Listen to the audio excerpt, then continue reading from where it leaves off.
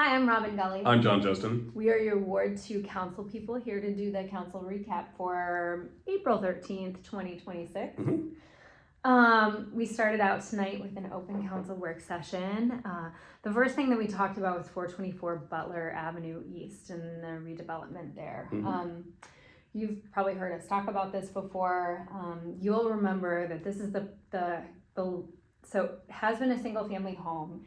It's right off of Butler and 52, just kind of on this plot of land that's actually pretty large for a single family home for West St. Paul that overlooks the highway on one direction and has lots of trees and things like that. The owners put it up for sale a couple years ago. Yeah, and it's so it's adjacent to Thompson County Park, if that helps you figure out where it is too. And so what we did is we chose to have the city purchase the property because it was kind of misguided zoning wise, and nobody can quite tell when that happened or why it happened, but it was zoned for large density multifamily. Which would not really fit the character of the rest of the neighborhood. And so what we did is we bought it so we could control it because we knew that the neighbors over there would really find it to be a big change in their life to have a 4-story apartment building when they definitely did not expect that to ever happen with a single family home. So we bought it, rezoned it, which we could do as the owners, with the intention of doing townhomes, owner-occupied townhomes. We looked at trying to do it as the city, but again, because we do try to be good stewards of your tax dollars, the gap for the city to do it would be a pretty noticeable loss for us to do it. And so we've talked to Habitat for Humanity, who would be willing to partner with us to do, it would be less townhomes actually, it would be 8 instead of 13. And the main thing we talked about, I think, was making sure that we were able to move forward with this if we went with Habitat for Humanity without losing the investment that the ADA made in the property, which is $600,000, or at least the majority, keeping the majority of the money. If there's a little bit of a gap, that's fine. But again, that EDA money is used for many things, and so losing $600,000 could take away an opportunity to do some other project in town. And so we weren't voting, but we were looking at probably partnering with Habitat for Humanity, seeing what that looks like, making sure that we're made whole on the EDA side through a couple different ways that we can do that. The other option would be to just hold the property. I mean, technically the option was build it and go $2 million negative on the project, which I did not hear anybody going for that option. And if it doesn't work out with Habitat for Humanity, there is no downside to us holding onto the property till we find the right answer, whether that's selling it at a later point, selling it at a time when possibilities are a little more economically positive for single family townhomes. It's a tough thing to build right now. That's why we would need this sort of partnership. The market is just really, really tricky for single family townhomes to make them something that affordable, number one, truly affordable, but also sellable. And it's tough. It's tough out there. If you talk to anybody that develops anything, commercial, residential, anything right now, they're going to tell you that the market is difficult if you are not doing multifamily affordable housing, if you are doing it not in an exurb that has basically land with nothing that has to be done with it. Everything we have in our city is going to be a redevelopment opportunity. It's going to require grading. The cost just goes up, and it makes it very difficult for developments to move forward. Well, and just to put it into perspective, even when we were looking at developing it on our own, they were going to be sold so we wanted to do affordable townhouses, and they were still going to be close to $400,000 a piece, which is what is considered affordable at this moment. There's a whole thing about an area median income that we can get into. I've probably gotten into it before. So it's a strange calculus. So these actually would be less townhomes, more affordable than what we could build. And that's a whole mechanism that's because of Habitat for Humanity and availability of grants and things like that. They have the resources to figure out like how to fill the gap with grant funding in a way that we don't. Private donations. But just to be clear, the way that they build is also something that's different than a lot of other things. And they have a long track record of building, and we've had Habitat for Humanity houses built in West St. Paul. There's one very close to my house. It's a Yeah, beautiful we have house. one It's right down the really street from cool. our house, too. They did a great job on it, and it made it so a family could afford to move in there that probably would have struggled to find something else. Yeah. So So it's great. the partnership's great if it works out. If it doesn't We work hope it out, works out. if it turns into another financial liability, I think the general feeling at the table was we're not going to just walk away from money just to walk away from money and do something. We want to do the right thing, and we want to do it in a way that's good for the city's pocketbook. Yeah. So that's where we landed on that. Yeah.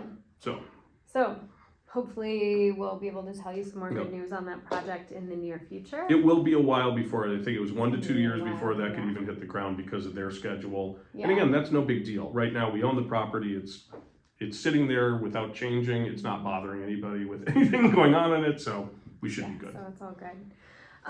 The next thing we talked about was, so I don't know if you all remember this, we've talked about it in the past, but it's been a few years. We have a grant program from an organization called NeighborWorks Home Improvement. No, not a grant program, sorry, a loan program, Yes. where folks who live at 120% or lower of our area median income. Of Twin Cities median income. Twin Cities area median income, which I believe is around, did we say just It's around like $120,000 household income. Yeah, so around $120,000 household income. So if you make less than that for your household, you can qualify for a very low interest loan for home repairs. I believe the interest rate is 3%. Yeah, and which is wild. we just tonight extended the repayment term from 15 years to 20 years. So effectively, you can take out up to $25,000 on a 20-year, 3% interest rate loan that you repay. I believe, like, my back of the napkin math tells me that the payments would be around $120 a month or so, maybe a little bit more, but it's a really reasonable repayment, and you can use that those grants to do any, like, almost any kind of. There was some discussion about what should be. So what we did is we used to have a more strict rule of what it could apply to. And the reason we had it in front of us tonight is that in the last 3 years, we've had 3 applications and only 2 were approved, which is not a great track record for something that's actually working.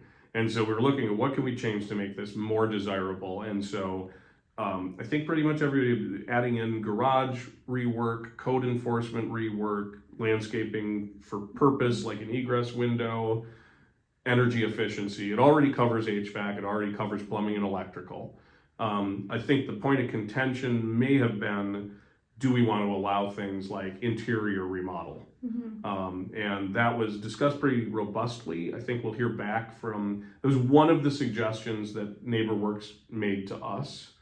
I think they're going to go back and say, well, can we find a kind of a middle ground thing? I can speak for myself. I have a little bit of concern about making sure that this goes to people that really need it for things that really are, I mean, certainly complying with code enforcement, which can get you in a lot of problems if you can't do it and you don't have the money to do it. Garages are often things that we hear about that are particularly dilapidated because nobody. And they're very expensive to replace. It's a place where you put your stuff, right? Nobody's as excited about what their garage looks like as what their house looks like, and so things like that. And so the goal is to promote stuff that really not only helps the people that need it the most, which is one of the main concerns, but also the idea behind this is also to kind of shore up the community as a whole. You know, we all know that there are aspects where if there is a house that's in disrepair because somebody's elderly, because somebody does not have the income to fix it, that does have repercussions for people around it and for the area as a whole. And that's not judging anybody. That's the whole point of this, is we want to help out, and it's a great way we can help out.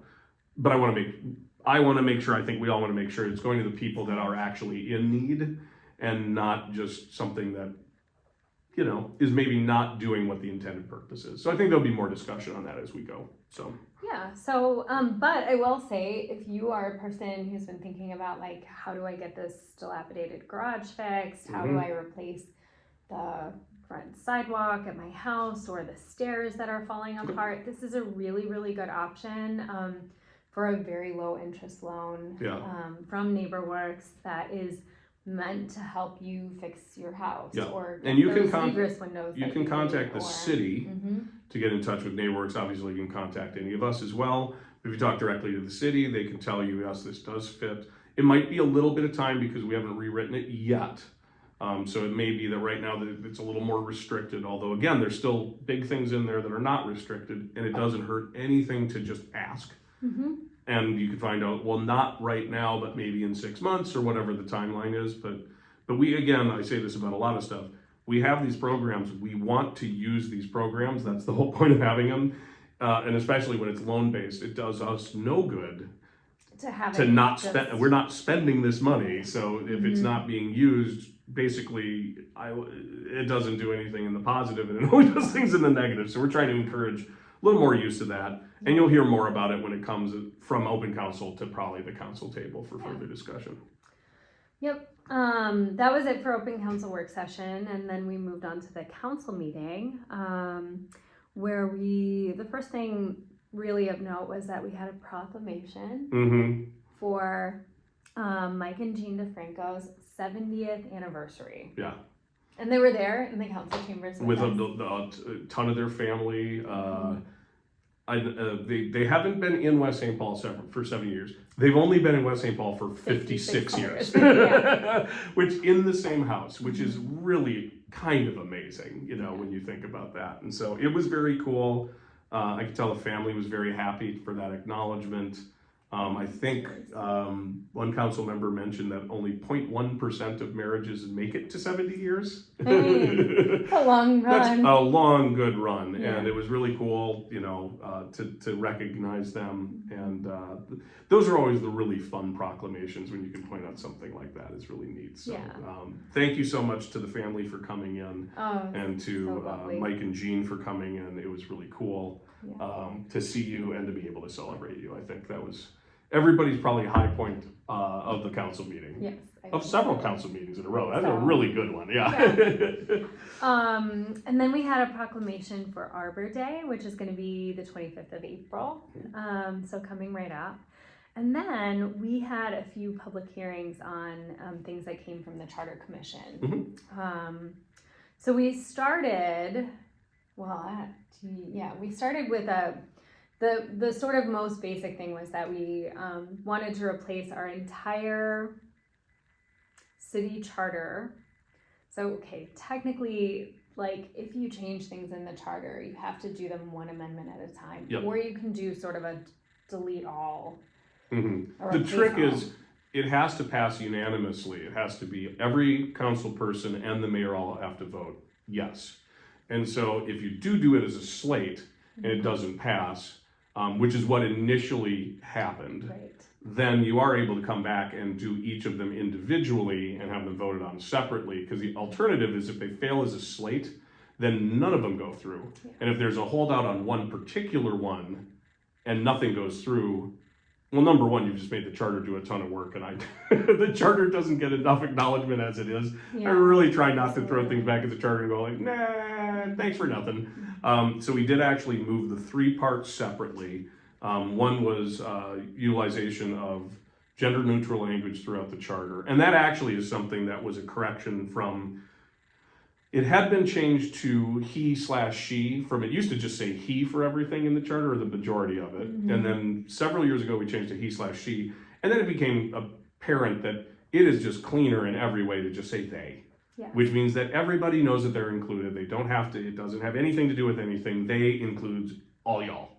So that did pass. There's another one that was a rewording because we lost some language, which was could not be more uncontroversial. That was moved separately and that passed.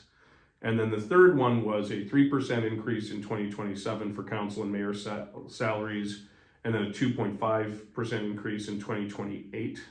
And that one failed. So those council salaries and mayor salaries will not go into effect. So the next time that'll be up for consideration by the charter, they have to do it on even numbered years, so it will come back in front of them in 2028. So one thing that we talked about a little bit before we made the video is the fact that the reason that we both supported increasing the salaries. So just you all know, and you can see this is all publicly documented, the council salary, do you remember how much the salary is right now? It's about Right around $12,000 a year. a year. And then the Mayor's mayor's a little salary bit more. is It's a little like bit more. 15, It's about maybe 14, 15 something. Yeah.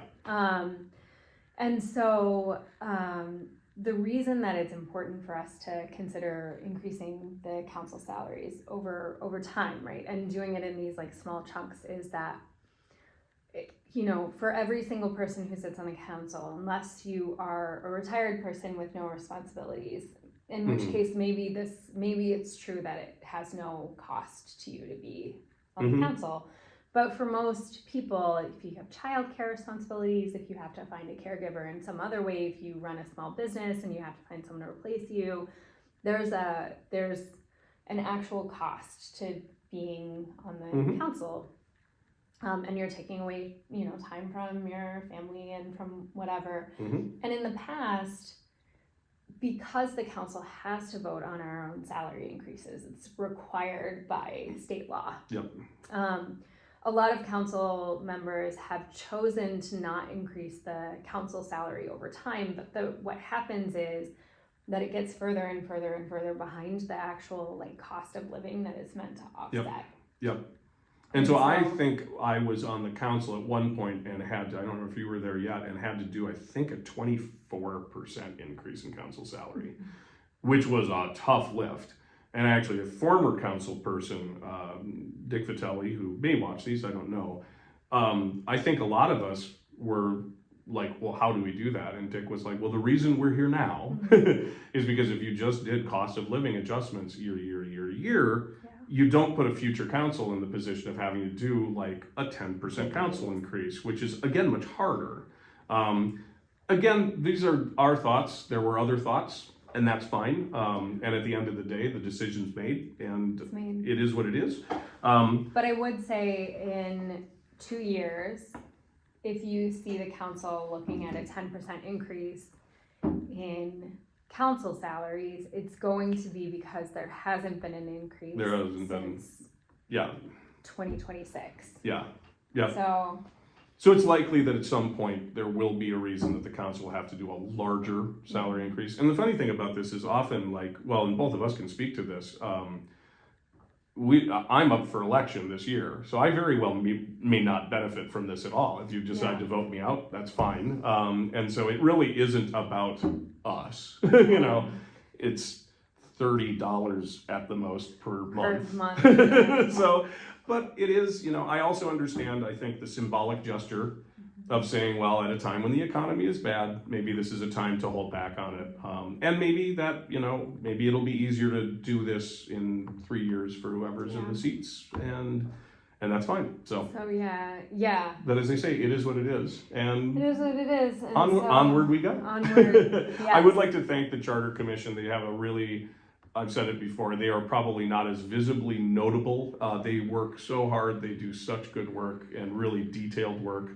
And actually they had lowered that some of the ideas were higher amounts than that. So what they were doing is just mirroring the COLA that we do for our employees. Right. And so I hope none of them think that this reflects on them making a bad choice. I think that what it came down to is people feeling that it was the right time to kind of make a statement about, we will not take a salary increase. So. Yeah. All right. So then when we talked briefly that kind of covers two. We struck the second one because the second part of that would have been actually authorizing the salaries, but since it didn't go through on the charter change, there was no point in voting on it again. The next thing that I think is important to talk about is, because we got a lot of communications about this, was the conditional use permit for retail cannabis at 984 Smith. Yep. And so that is Camelot Cleaners location, or former Camelot Cleaners location, so people know where we're talking about. We had a lot of communications from people, and I think all of the council members expressed getting about 50% pro and 50% con. Yep. I'll just not bury the lead and say we did end up voting in favor of the conditional use permit. There were a number of reasons, but I want to thank everyone who reached out and say that we did take your feedback seriously. And we will have more opportunities to talk about this business as it goes forward and really think about like when it gets to site planning and things like that, Yep. how do we make this as helpful for our neighborhood as possible? Yeah. And a couple quick things. So one thing that I clarified is that the CUP, conditional use permit, often is carried with the building. But in this case, if the license doesn't go through, if they do not move forward with it, it does not open that building up for anybody to go in there at any time and open a dispensary. So if for some reason their plans do not move forward, it doesn't mean that, well, now it can be a dispensary forever. I know that was a concern that I had because I feel that the people that are involved in this are actually local community members. Live in Medota Heights. One of them came up and mentioned that he lived on Charlton and went to Garlow and went to Grass Junior High and Two Rivers. So these are not Back people when that we are siblings. disconnected from our community. And that's one of my concerns on whatever our second dispensary was going to be is I want somebody that has a reason to care about the community, have ties to the community, have skin in the game, if you will. I don't want a corporate entity to come in and move in that doesn't really care, that will fight us on everything, that won't listen to the neighbors. And so I think that from what I've seen of the people that are involved with this, I think it is the best case scenario for what you could have as a second dispensary. And there's also the other important thing to mention, because I know this is confusing. I don't blame anybody because it's been confusing and we've been working on it for, it seems like an eternity. Our legal capability, even if we felt that we should not move this through, is so incredibly limited because very, very, very little control is given to local municipalities. This is almost all at the state level with the Office of Cannabis Management. And so it's not enough if we had been compelled to say the neighborhood really doesn't like it, if there had been an overwhelming amount of neighborhood opposition, we still would have had a difficult time and I think would have had to have an extremely complicated conversation with the city attorney to even try to deny the CUP. So I do want people to understand that too, because I don't think that that's clear that it isn't as simple as it sometimes seems to just be like and I'm not saying we don't like this business, but often we hear, well, why did you let this happen?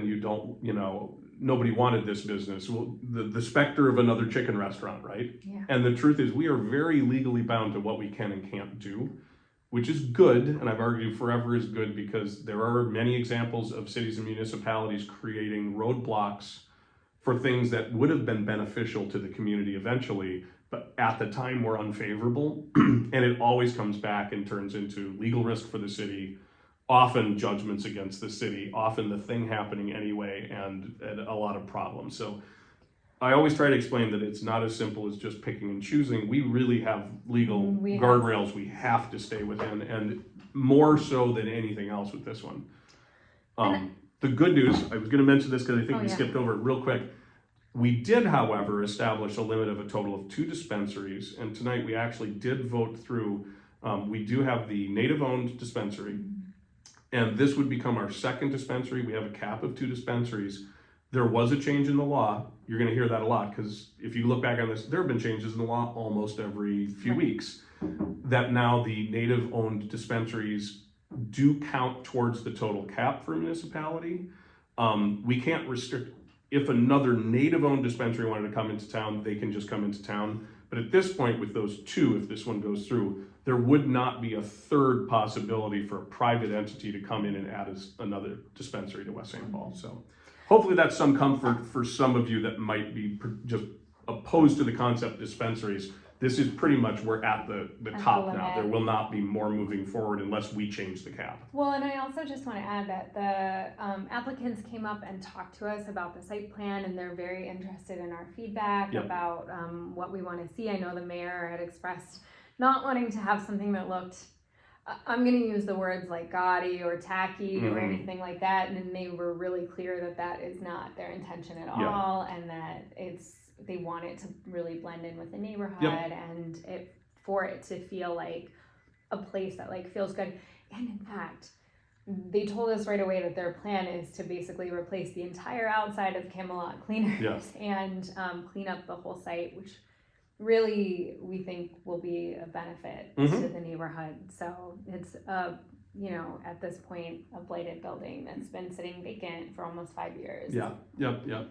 So I understand people are gonna walk away still feeling how they feel. I do feel that, I think it was Councilmember Angsarn that brought up the idea that we do understand that things like this can be frightening and can be disturbing, and you may have worries. Our hope very much, and we will be very on top of this, is that what happens is these are legal businesses now, and that this business seems to me to have the best possibility of integrating into the community, being very good about not having problems, keeping any negative impacts to the area in general.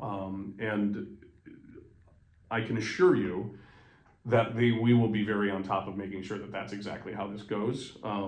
But I get it. I'm not criticizing anybody. If you're uncomfortable with this, I understand it. I knew no matter where it ended up in the city, I knew that this was going to be the conversation we were going to have, because there's always going to be neighbors and there are going to be people that just are uncomfortable with the concept of dispensaries. And again, we're required to have 2 by the state. We were going to have 2 in the city of West St. Paul. We have no way to have less than 2. And so this is, to some extent, I think, the pull the Band-Aid off moment of this is going to happen and there are going to be people that are opposed, and I understand that. So yeah, and we want people who are gonna be good stewards Yeah, to their neighborhood. absolutely. And I feel like that's what this is going to be. But obviously, you may feel differently, and nobody's saying that you're wrong. Yeah.